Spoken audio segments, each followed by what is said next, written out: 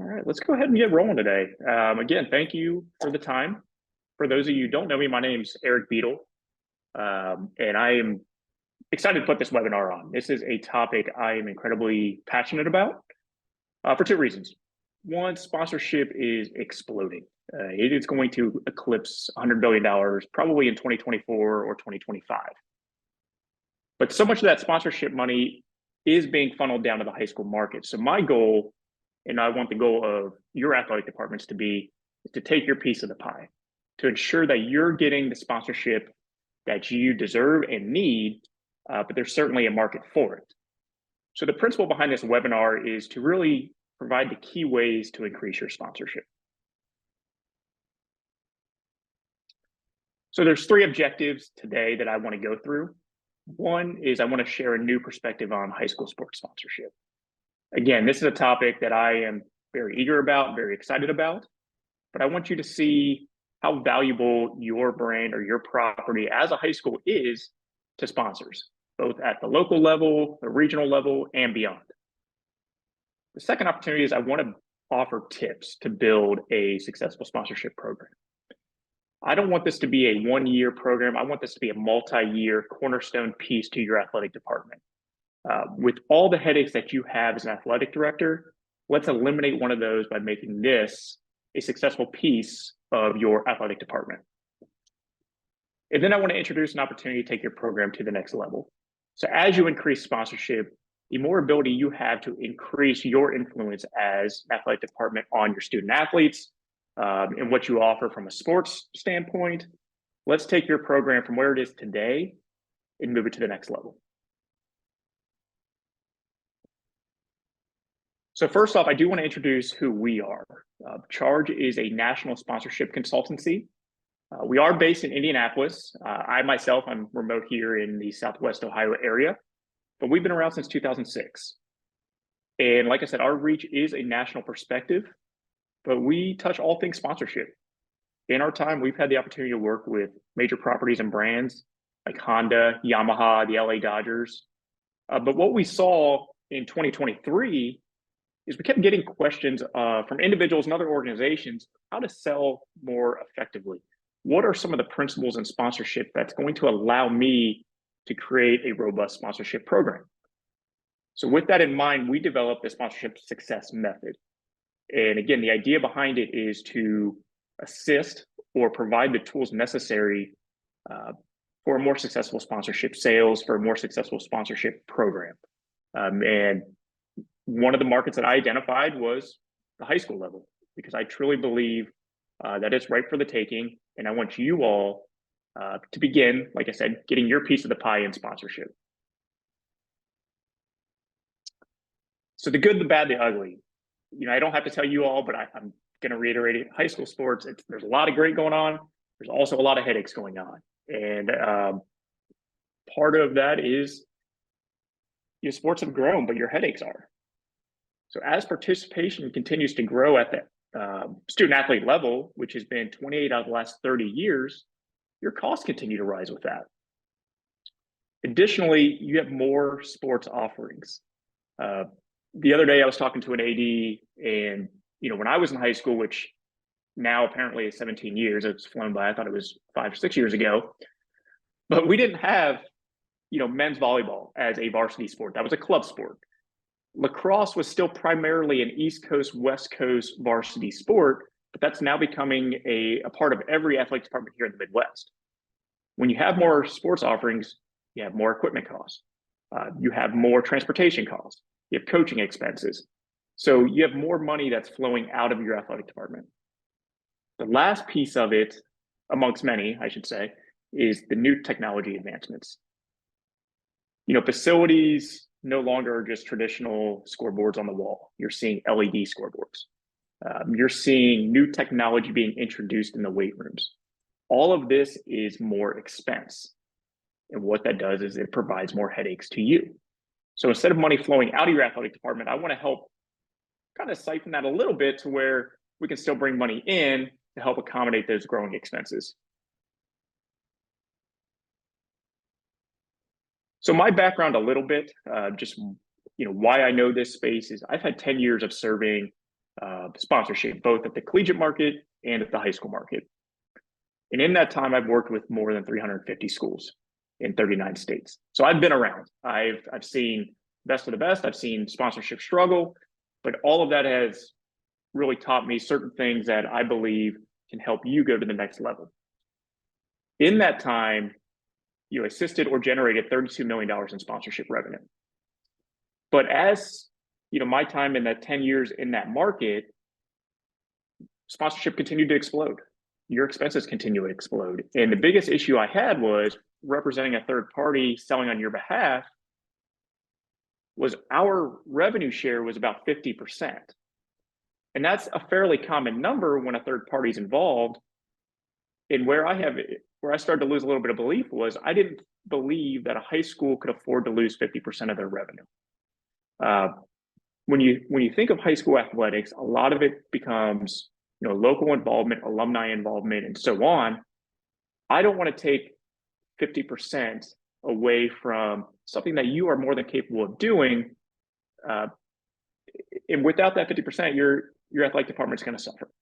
Now, the collegiate market, they utilize outside parties as well. But when they're dealing with multi-million-dollar sponsorship rights, the legalities involved, the activations involved, that 50% revenue share becomes a well represented number. And that meaning they can afford to lose that 50% because of the headaches involved with those multi-million-dollar sponsorships. So ultimately, my purpose is to encourage you to be more self-sufficient in your revenue goals. So the outcomes of our sponsorship success method, in my mind, there's no doubt you will increase your sponsorship revenue. We've had the fortunate opportunity to have some individuals already come through and have already accomplished that task for them.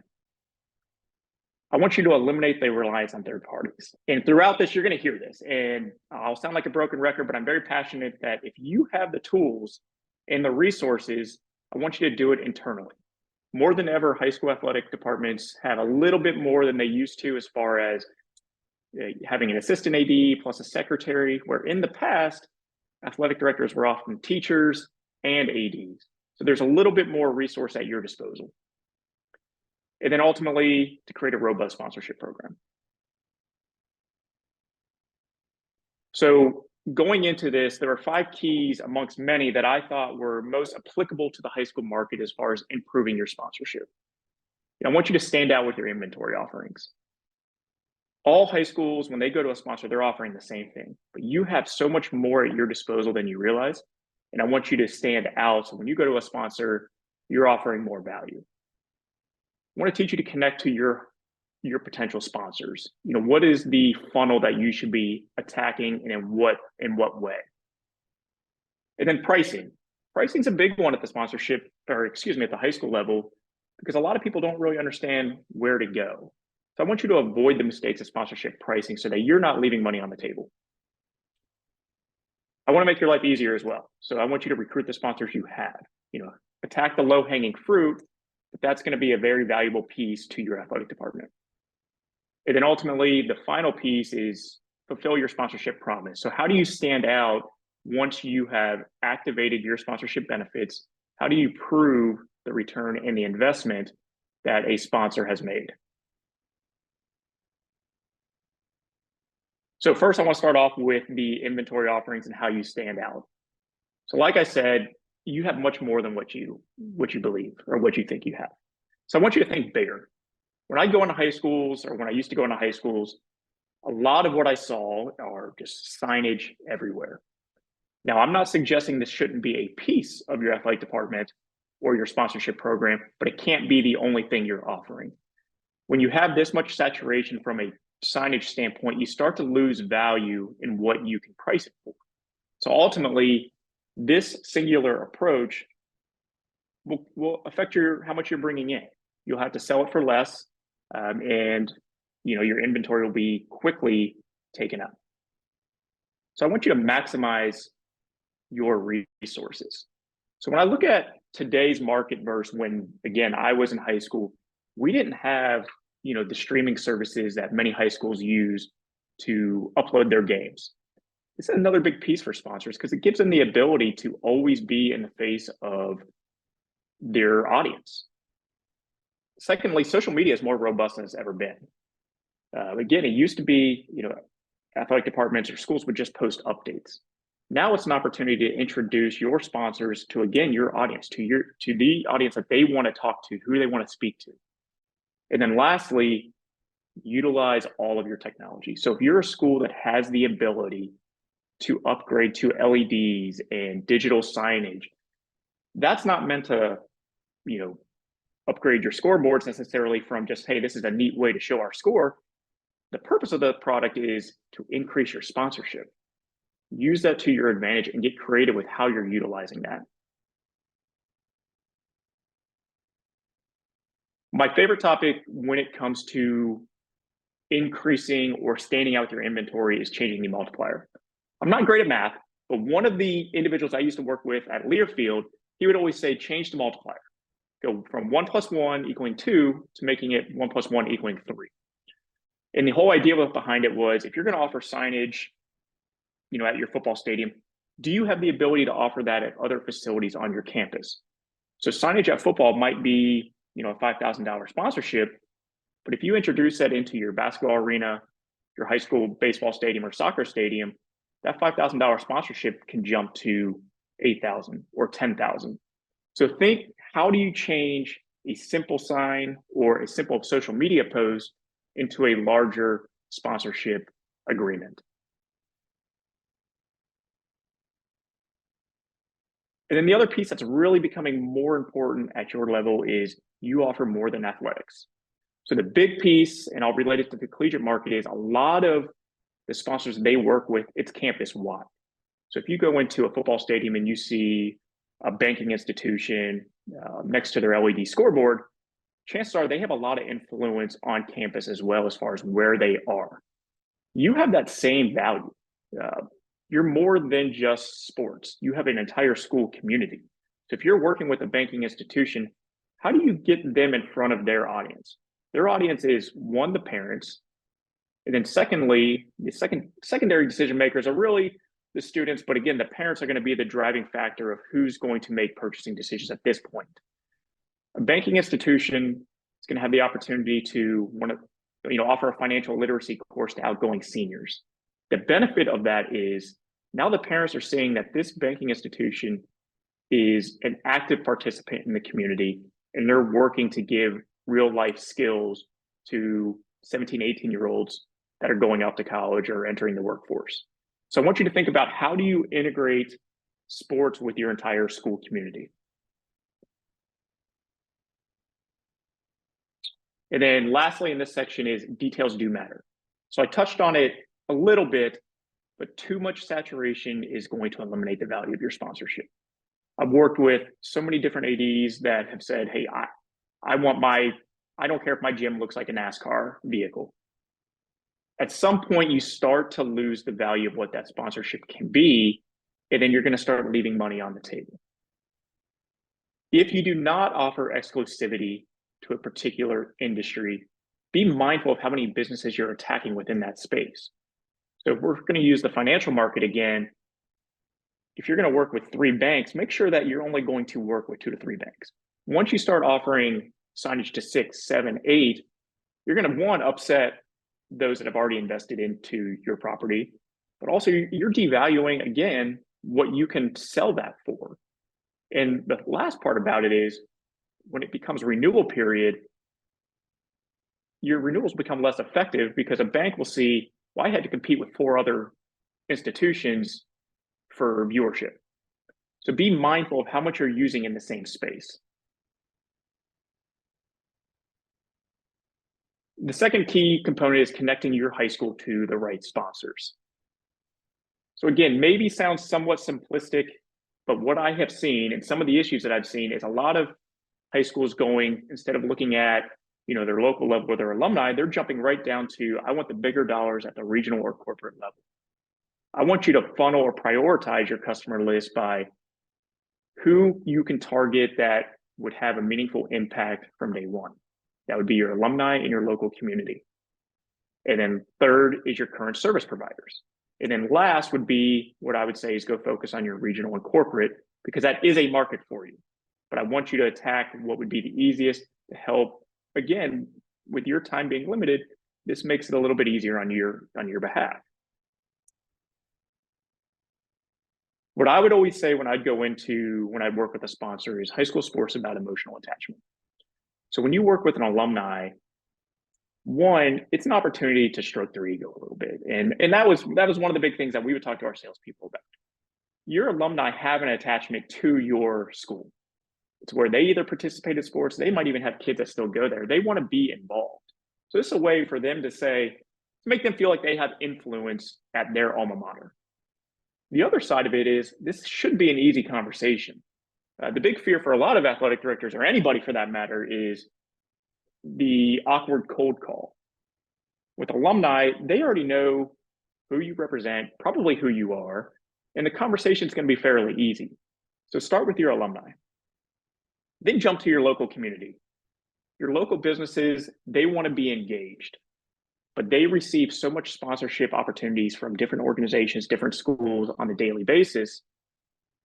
You have the opportunity to offer them something different, but your local community, your local businesses, it's an opportunity for them to grow kind of a loyal base. If they're not connected to the school from an alumni standpoint, or they don't have kids there, they still have an opportunity to grow their business by being involved with your school. So the other area that is becoming more and more important is the current providers. And what I mean by this is when I work with collegiate athletic departments, they always talk about who their office suppliers are, who their beverage providers are, and so on. You have that same opportunity within the high school space. So chances are your school, as an entire community, has contracts in place with probably an office supplier or a banking institution or a heating and cooling service. These individuals are entering into a contract with you because they want your business. But what is your business worth to them? It is still important to leverage yourself as we give you exposure to X, Y, and Z. If they want to retain your business, there should be a discussion about somewhat of a financial commitment and a sponsorship opportunity in that regard. So I want you to look at your current providers, work with your administration team, and who you can identify as a possible sponsor that's already in your school. And then don't forget corporate. So I touched on this a little bit, but your regional and your national corporate is an opportunity still. They're more challenging, but the nice thing about this level is you have more to offer than what your professional ranks and collegiate ranks possibly can offer. You're more affordable for one.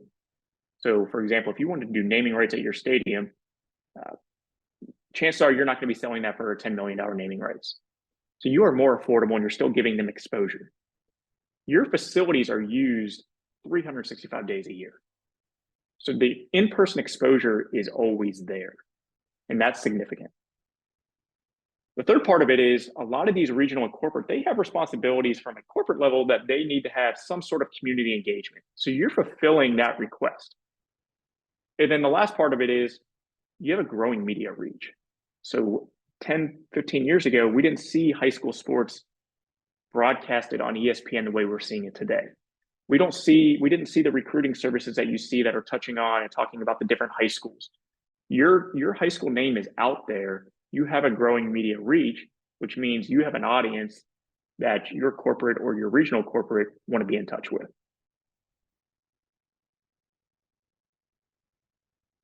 The other aspect is I want you to avoid the mistakes of sponsorship pricing. The four most common problems that I continue to see is one, you're guessing at price. And a lot of reasons this happens is there's really a lot of individuals don't understand maybe the value that each sponsorship benefit that you have, but everything has a value to it. And I want you to stop guessing at price and have a reasoning for why maybe a sign is priced the way that it is. I want you to stop predetermining your benefits.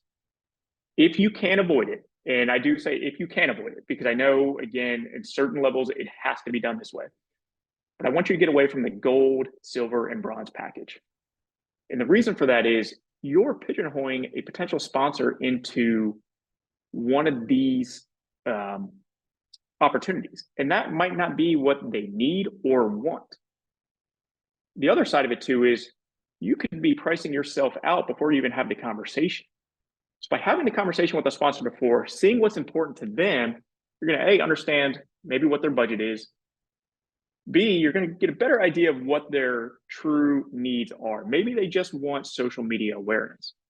But if you have these three packages and none of it offers social media, you've eliminated a potential sponsor from jumping on board with your property. The other part is avoiding the negotiation. Again, at the high school level, you're going to have people that come to you and want to be involved, and they're going to say, "Hey, I'll give you $500 a year for an LED commercial at your football stadium." Again, assuming you have LED aspects. Well, understand what that value is. If that value is $3,000, don't lose inventory for something that's ultimately going to cost you money. You will fulfill that space with another sponsor that sees the value in that price. So don't be afraid to have that negotiation and push back a little bit and understand the value of your property and the sponsorship benefits that you're offering. And the last thing, and I believe this is the last time I mention it, but if you can avoid an outside party, try to avoid it. And again, there's in certain respects that is a needed opportunity for some high schools, but if you have the resources, I want you to just keep it in-house and keep more of the revenue yourself. So generically, considerations for better pricing. And a lot of the elements that I put in here was directly from a sponsor. These are the questions that we'd receive from them quite often was, what's the size of the enrollment? The reason that's important is, one, your secondary decision makers, the students, if you can get in front of 1,000 versus 300 students, that's a big difference. The other side of it is, if your enrollment's larger, you have more primary decision makers with the parents that are involved. So you're getting in front of a much larger audience. The other side of it was the economic affluency. So again, sponsors, they want to be in areas where people can afford their products or services. But at the same time, on your end, it's a consideration point too. If you're in an economically depressed area or in a very economic affluent area, you can price your sponsorship accordingly. School reputation. So this is a big one.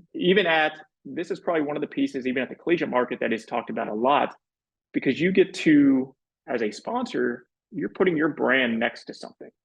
So the school reputation can mean a few things. It can mean the success of your athletic program, your academic reputation. And the last piece of it is, what's the reputation from, are you in the news for the right things? Or is the school in the news for the wrong things? Sponsors make decisions based on that reputation. So those three areas kind of all come together and allows a sponsor to see this as an attractive opportunity to put their brand next to. And then lastly, community engagement. Again, if people are coming to the games, regardless if your program is successful or not as far as wins and losses, but you're still getting people in your stadium or in your gym, that's valuable. So consider what the engagement is like. Recruit the sponsors you have.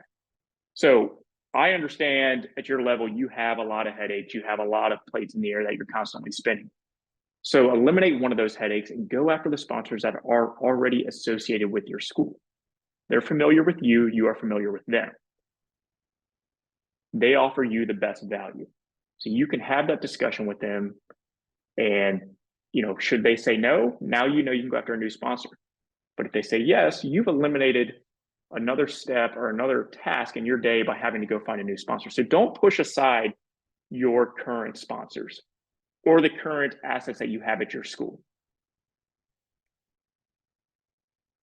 And the biggest misses during the renewal cycle or during this renewal period of going after your existing sponsors is, you're not maintaining up-to-date contracts.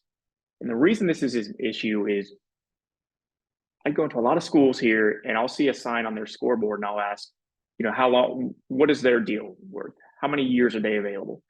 A lot of times I get the answer is, oh, that company's gone out of business. Or, we didn't renew them last year. The problem is you're giving away free inventory and you're losing money. So by maintaining up-to-date contracts, you can establish an effective renewal period and ensure that you're financially getting the return or the revenue that you have signed into agreement. Disappearing and then reappearing. So actually, this was a conversation we had yesterday during a consultancy call.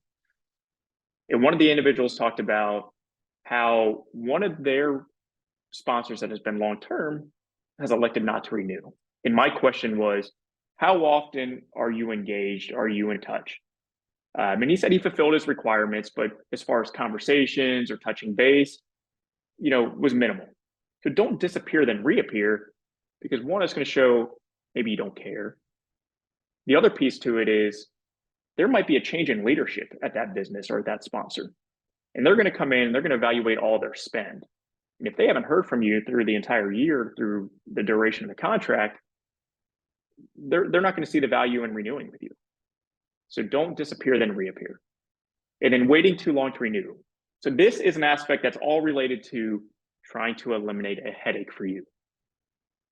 When you renew at the appropriate time, it saves you the headache of trying to get a sponsorship sign in place before the season starts. Should their branding change, you have enough time now to implement the new branding to get that in place.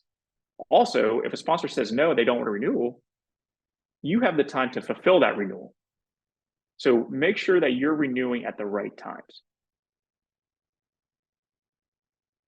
And then the biggest piece to all this is really fulfilling your sponsorship promise. So during your fulfillment period, and this is an aspect that a lot of people don't utilize, is the fulfillment report. So I want you to stand out and show your impact.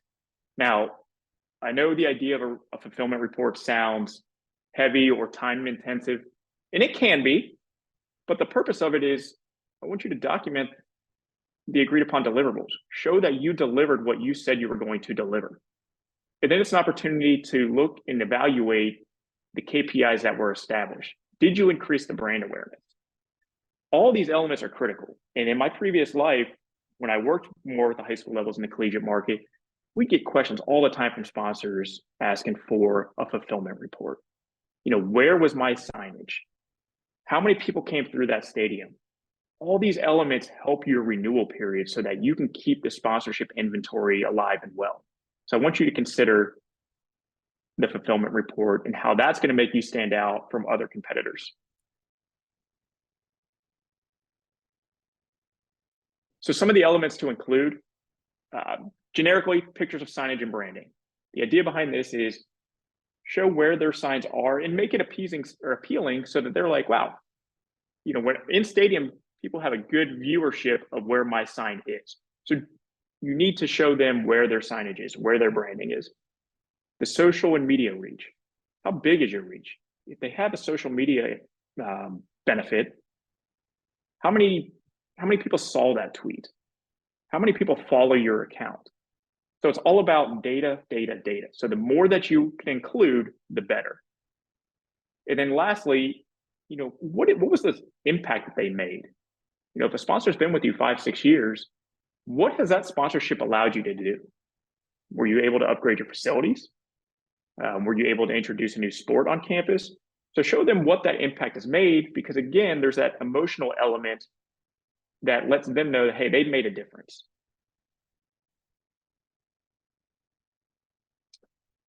So ultimately, high level, I wanted to go through a lot of the principles that I see at the high school market that needs to be changed.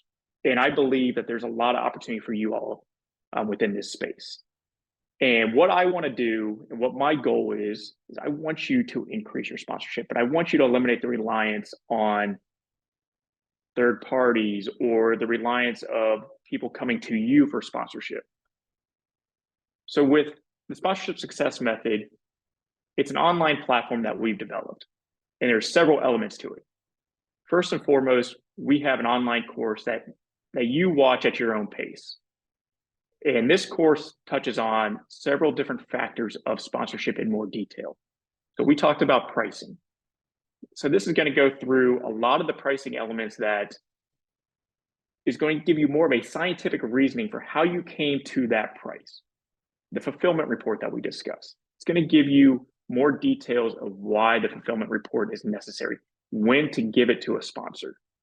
So again, this online course is really kind of learn at your own pace. It's when you have time to review those videos. The second aspect of it is we do have an online community. And this is one of the most valuable pieces because we have so many different individuals within this community that are dealing with a lot of the same issues you have or have come across. So the engagement between one another has been very effective. The other aspect is the group coaching. My goal is not to disappear, have you sign up for this course or enroll. My goal is to always be active. So should you have questions about, a sponsorship or a negotiation opportunity, we are available to answer those questions based on what we've learned. And then the final aspect is, we are introducing the pricing calculator. And what this is made for is going back to your sponsorship pricing. So it's going to take into account, when you're looking into what this benefit's worth, you can calculate the amount of people coming into your stadium with the appropriate value. Now, that value has been established through our expertise throughout the industry based on what that value is per individual. And what that allows you to do, it'll price that appropriately so that when you have that conversation with the sponsor, you have reasoning for why that sponsorship is priced the way that it is. So these are the elements of the sponsorship success method. And like I said, it's a very valuable tool as far as we are always going to be engaged with you. It's not, hey, watch these videos and see you later. We want to help you through this process. My passion is to increase your sponsorship. I love the high school market, and I want this to improve on your behalf. For further conversation, I'd love for you all, there's a QR code there that'll take you to my calendar. Happy to answer more questions, but I also want to have a one-on-one conversation to have a better understanding of what your challenges are, what your needs are, and we'll ultimately see if this is a good fit for you. I'm not going to pretend that this is a fit for everyone, but it's going to be a fit, and it is an effective tool. And then lastly, after we have this conversation, it's going to give you an idea of, again, my background, our skill set as a team, and what we can do for you long term. With that said, I want to thank you all for jumping on this. Again, this is a very passionate topic that I've been involved with, I believe in, and I want to see your sponsorship grow, and it can. So I look forward to further conversations. I don't believe we have any questions, but my information will be in there. So should you have any individual follow-ups, I'll be happy to answer them. With that said, I want to thank you for your time, and I'll let you get back to your day. Thank you, everyone.